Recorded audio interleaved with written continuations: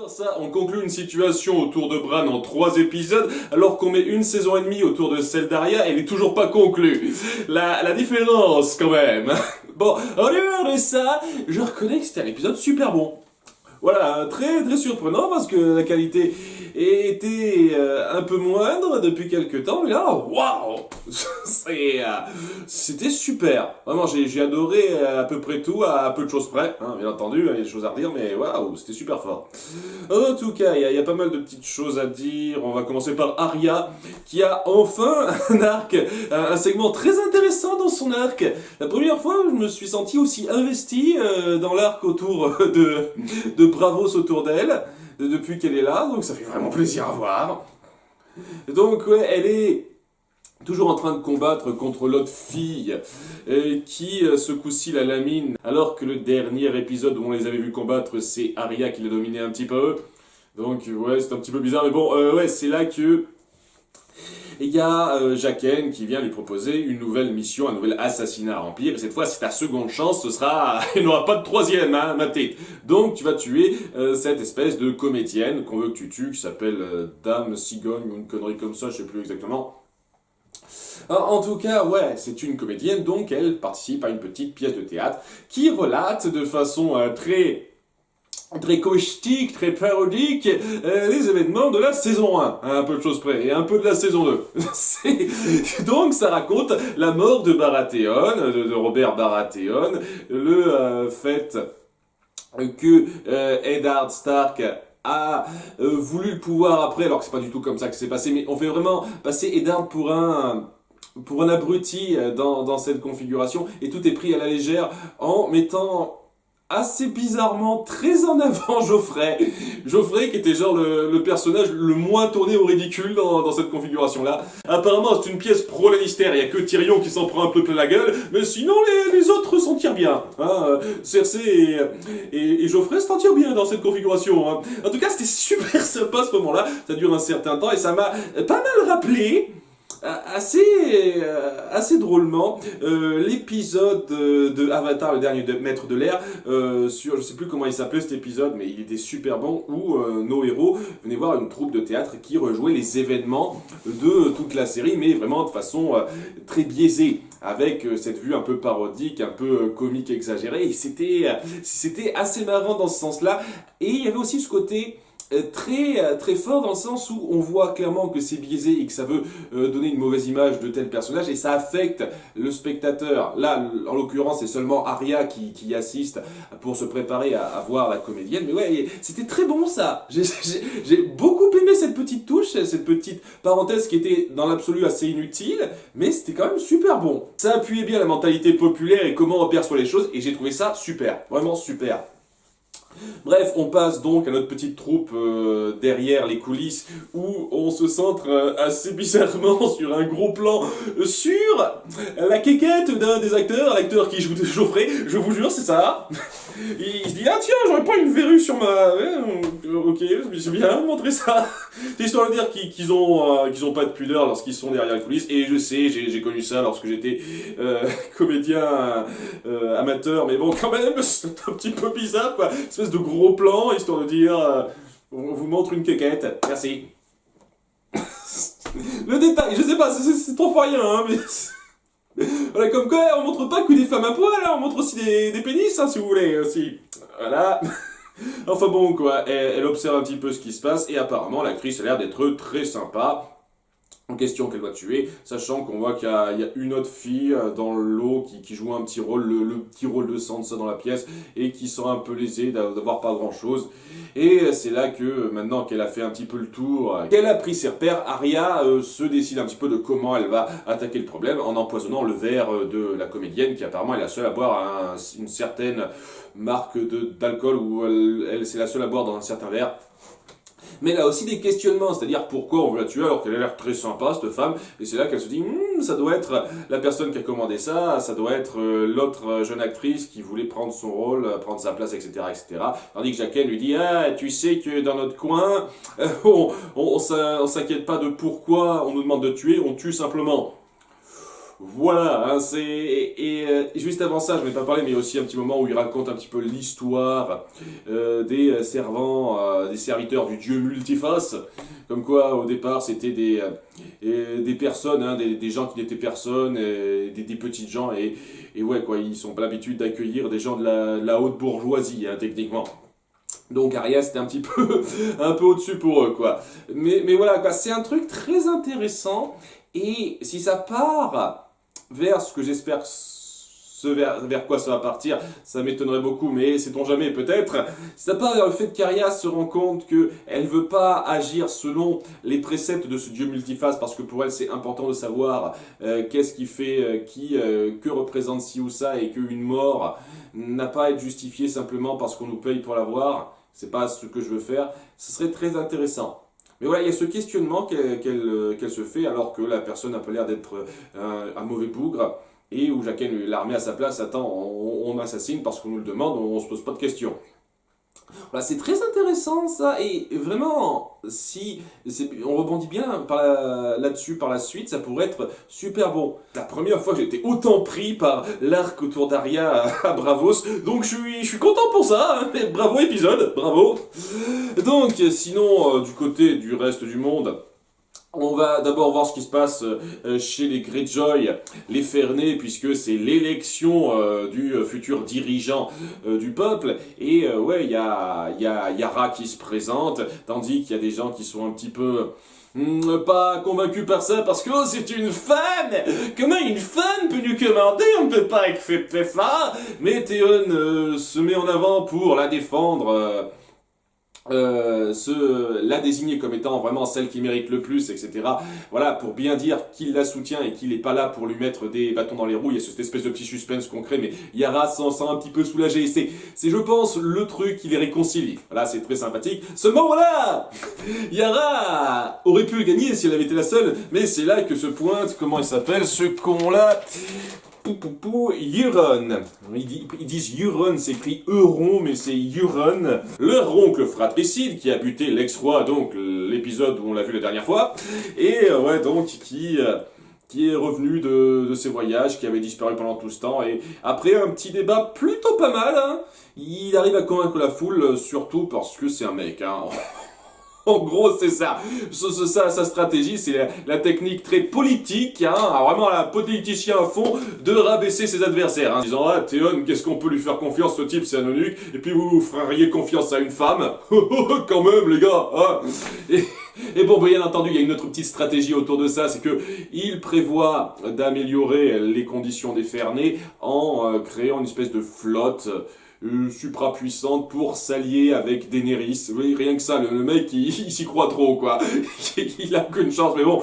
Et voilà, quoi, grâce à sa flotte, il convaincra Daenerys qui se mariera avec lui, puisqu'elle est encore célibataire, elle a pas... Enfin, elle est veuve maintenant, hein. Je sais pas, est-ce que le mariage avec l'autre type, là, l'ancien maître, ça a été prononcé ou ça attendait un petit peu encore? J'imagine que ils étaient juste fiancés, hein, à ce moment-là. Enfin bref, quoi, elle a encore pas de mari, et donc il se dit, ouais, si je prends cette place, on sera super puissant et tout. Et donc pour ça, je vais lui offrir une super flotte.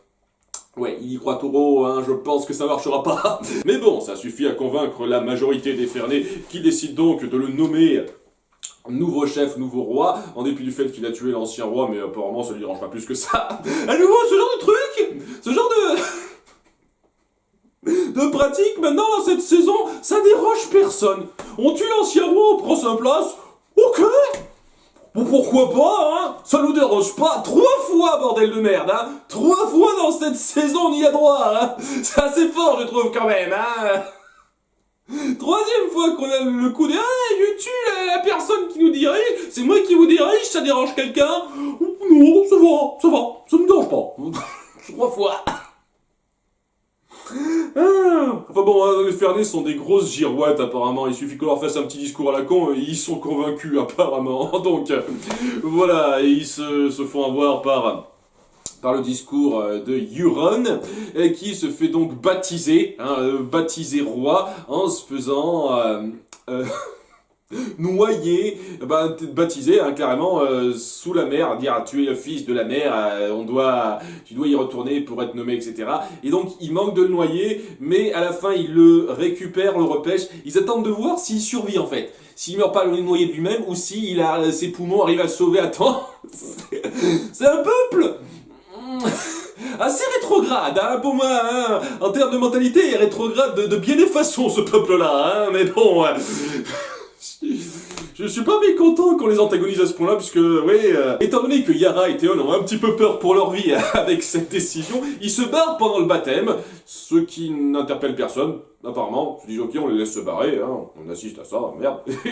Voilà, ils prennent une partie de la flotte ensemble, alors que Euron, en se réveillant, se dit, ah, et si on les butait, hey. La chair de ma chair, le sang de mon sang, on les bute, rien à foutre.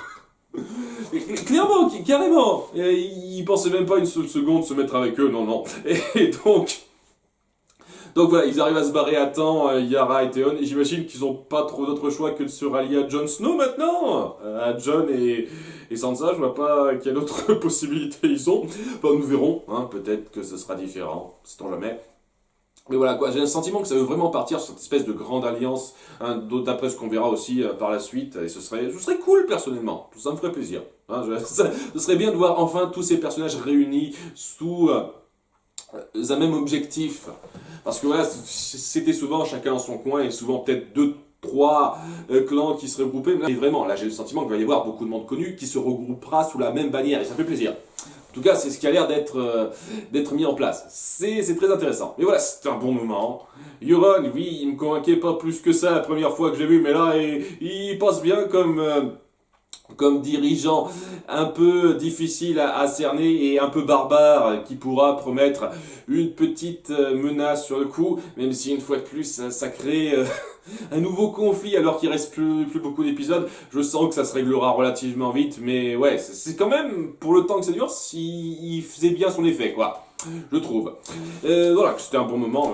La plupart des segments étaient tous très bons. Autour de Daenerys, donc, elle a rallié une partie, la plupart des Dothraki. À nouveau, je trouve que c'est trop rapide la façon dont c'est mis en scène, même si je suis pas contre l'idée, mais c'est beaucoup trop rapide.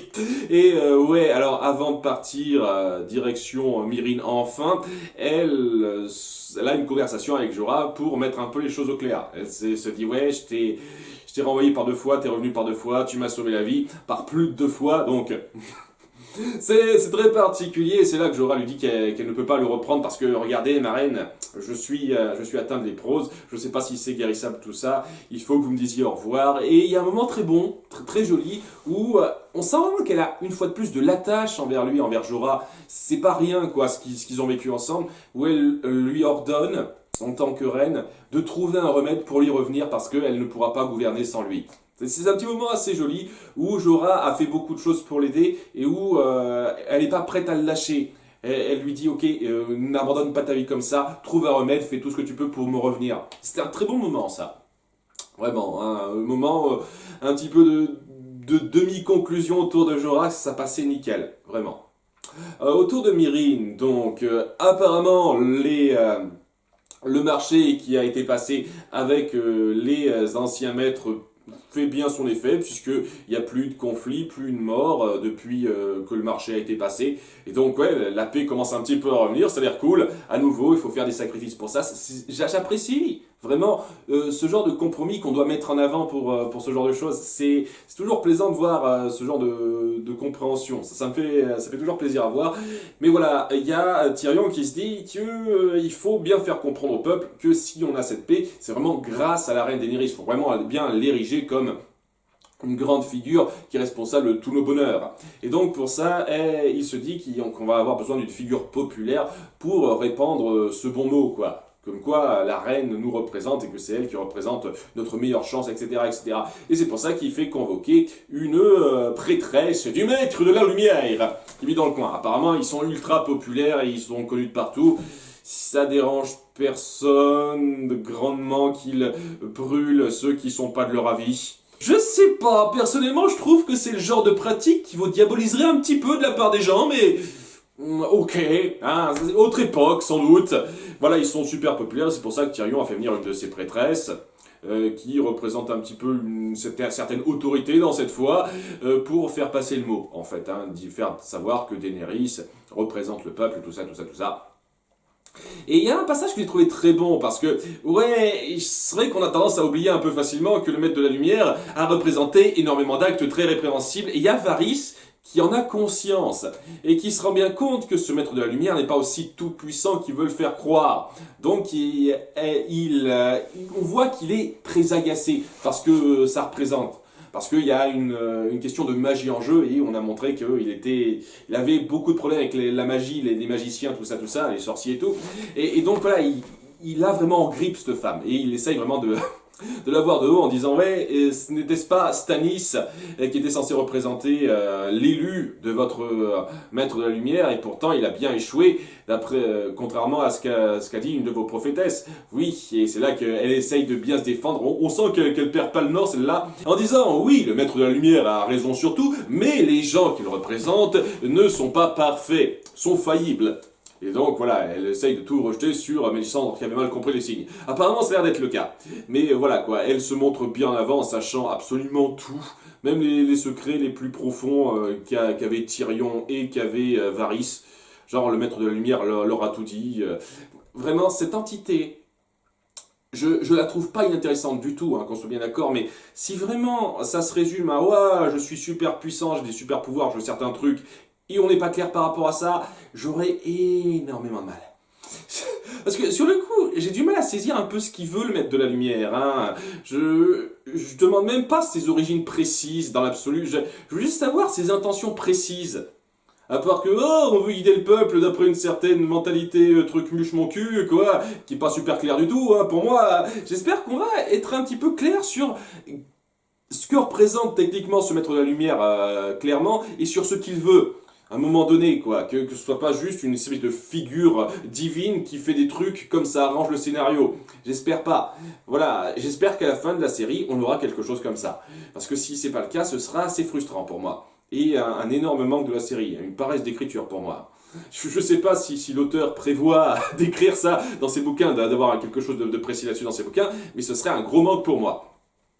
Cela dit, ouais, c'était une bonne confrontation et on voit bien la mentalité de Varys par rapport à ça et son léger mépris envers ce que représente cette femme qui ne perd pas le nord parce qu'elle sait beaucoup de choses et elle sait avoir la tête froide dans cette circonstance. C'était très bon comme confrontation, comme dialogue entre eux. Bien, il nous reste à voir la préparation du côté de Jon Snow où il y a pas mal de petits trucs qui se passent. Déjà, il y a Sansa qui reçoit une lettre par un corbeau de la part de Baelish pour lui donner rendez-vous quelque part. Et on sent qu'elle l'a encore mauvaise du coup qu'il lui a fait dans la saison précédente. Hein. Baelish qui essaye de se rattraper en disant « Oui, j'ai amené l'armée du Val avec moi, etc. etc. » pour vous aider à reconquérir tout ça. Mais Sansa qui est pas prêt à l'accepter et tout et tout. Et je trouve que c'est pas très judicieux de sa part, pas très bien réfléchi, même si je comprends aisément pourquoi elle lui en veut à fond, quoi. Le moment de malaise qu'il y a entre elle et lui après ce qu'il a fait, son petit stratagème qui a amené juste au fait qu'elle se soit fait violenter par Ramsay, tu m'étonnes qu'elle l'ait mal, hein, tu m'étonnes qu'elle lui en veuille, c'est évident, c'est évident. Mais le fait qu'elle refuse son aide et l'armée qu'il lui propose, je trouve ça pas super judicieux, surtout parce que ce qu'elle veut majoritairement quand même, c'est reprendre Winterfell et se débarrasser de Ramsay. Et l'aide que lui apporte Baelish lui permettra de faire ça. En dépit de la rancune qu'elle peut avoir contre lui. C'est un peu...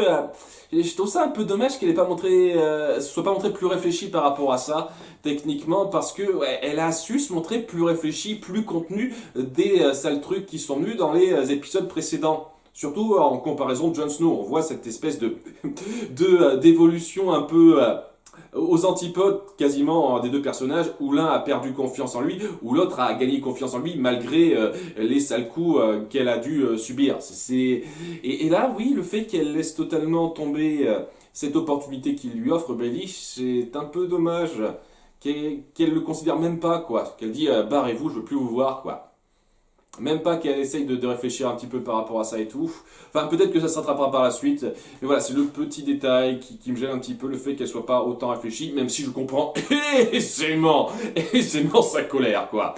Ah, et elle ose pas non plus le faire tuer, parce que quand même, elle irait pas jusque-là, elle sait qu'il n'est pas non plus directement responsable, il se rend compte de ça. Ouais, c'est un moment assez fort. Et puis il y a Baelish qui lui dit oui, même si vous voulez pas de mon aide, je vais quand même faire de mon mieux pour vous assister. Parce qu'à nouveau, vous êtes le dernier lien qui me reste avec la femme que j'aimais autant.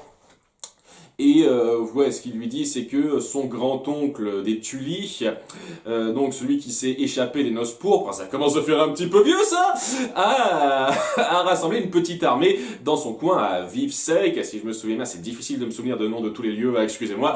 Et donc, grâce à ça, Sansa est au courant qu'il y a une autre petite armée qui serait prête à les rejoindre. Et donc, au conseil stratégique de Jon Snow, pour un petit peu voir quelles troupes sont avec eux, lorsqu'il se rend compte que les Karstark et les Humble, hein, si je me souviens bien, oui, ces noms-là, sont clairement du côté de Ramsay, et qu'il faut arriver à grappiller les autres.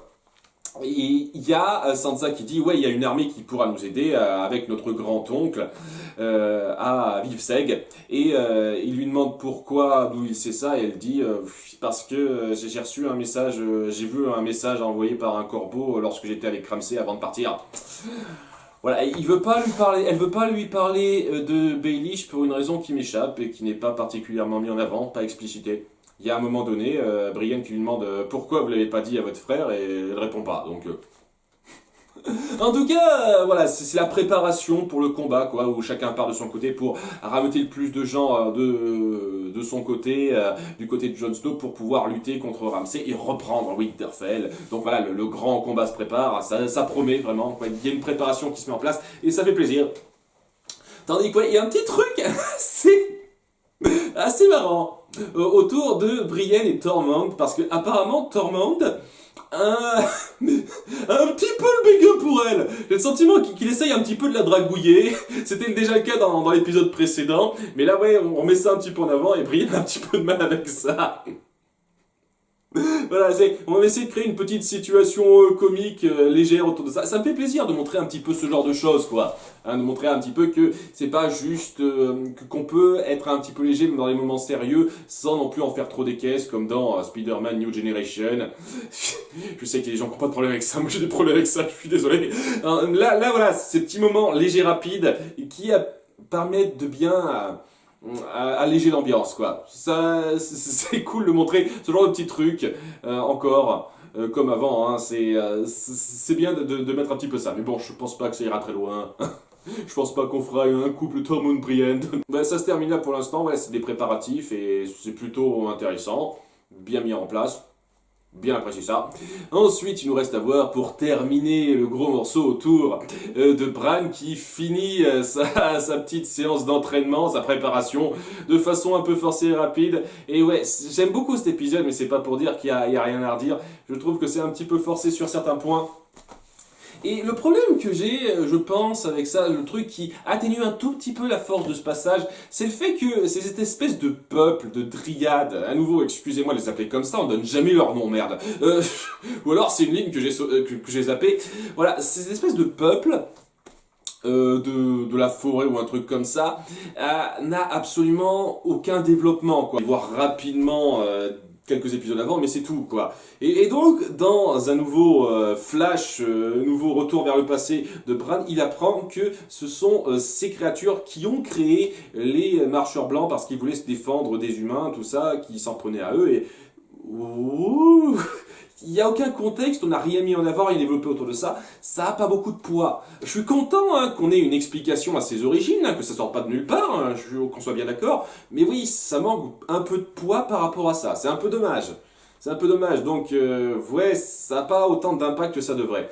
Mais bon, voilà, Bran qui est de plus en plus curieux parce qu'on lui dit rien, parce que son professeur lui explique pas pourquoi. C'est ça le truc, apparemment il lui explique pas pourquoi ils doivent pas en faire plus. Donc voilà, il veut en apprendre plus, donc à son insu, à un moment donné, il revient un petit peu dans cette espèce de vision à la con, un peu bizarre qui n'est pas trop expliqué, magico, truc muche, et c'est là qu'il a une vision de l'armée des zombies et des squelettes dirigés par les marcheurs blancs, avec leur représentant, leur roi, il s'appelle le roi de la nuit, d'après ce que j'ai compris, c'est lui le grand chef, le grand Manitou, et qui le repère donc dans sa vision et qui le marque avec en lui agrippant le bras. Donc c'est plus ou moins la même chose que Pipin dans le Retour du Roi, hein. Exactement la même chose. Oh, t'as vu un truc que l'ennemi a possédé? Oh, il nous a repéré à cause du toit. Après avoir été Frodon, c'est Pipin maintenant, Bran. Ok. Et bon, à cause de ça, ça attire les ennemis, et comme il a été marqué, maintenant ils peuvent entrer, pénétrer l'arbre, sans que ce soit protégé, tout ça, à cause de lui. Donc on rush un peu les choses, je trouve ça dommage. Malheureusement, donc, cette espèce de retour en arrière sera un peu trop expédié, alors que ça pouvait promettre un petit peu. Et ouais, quoi, c'est pas, on n'expliquera pas particulièrement pourquoi il fallait qu'il attende un petit peu, pourquoi on pouvait pas lui montrer tout d'un coup, etc. Non. Voilà, tout devra se faire très vite, alors que l'armée des marcheurs blancs arrive, il va falloir se barrer un petit peu, tandis que, oui, le mec se dit, ouais, il faut que je t'enseigne rapidement à être moi, le nouveau moi, me succéder. Et donc, son dernier truc, sa dernière vision, c'est de montrer à nouveau l'enfance de son père et de son oncle, avec Odor, hein, je sais plus son nom, c'est Willy ou un truc comme ça qui est dans le coin, quoi. Et je vois pas pourquoi ça devait être ça, mais bon, dernier truc pour t'enseigner la vie, ce que tu dois faire. Et c'est là donc c'est l'attaque des marcheurs blancs, et une fois de plus, génial. Alors vraiment, les scènes de combat que vous faites sont très bons, et même si elle est beaucoup moins longue que d'autres qu'on a vues, il y avait quand même la tension très forte de ces marcheurs blancs qui arrivent, de cette horde de zombies qu'il faut combattre. Je trouve que Été meurt un peu trop rapidement. Voilà, le loup de Bran pour le sauver, c'est un peu dommage, mais la suspense est là, la tension est présente. Lorsque Shira, si je me souviens bien, essaye de le réveiller pour qu'il contrôle Odor, et dans ses forces, Bran arrive à la fois à voir ce qui se passe dans le passé et à contrôler Odor pour s'enfuir de là. Il y a pas mal de moments forts, d'action intense, tout ça. Il y a une dryade qui se sacrifie à cause de ce qu'elle a fait, histoire de donner un peu de poids à son acte d'avant. Dire, ok, il y a un peu de poids dans la mise en scène, après une fois de plus, il n'a pas été suffisamment développé. Et ça se termine sur Odor qui se sacrifie en bloquant la porte. Hold the door! Et ouais, je vais revenir un petit peu là-dessus. Parce que il y a un léger souci, c'est pas grave, on soit bien d'accord, j'ai apprécié, c'était pas mauvais, mais j'ai un léger souci quand même, dans le sens où, ouais, on veut mettre en place le fait que ces espèces d'interactions qu'ils avaient, cette espèce de besoin de relier ça à une espèce de destin.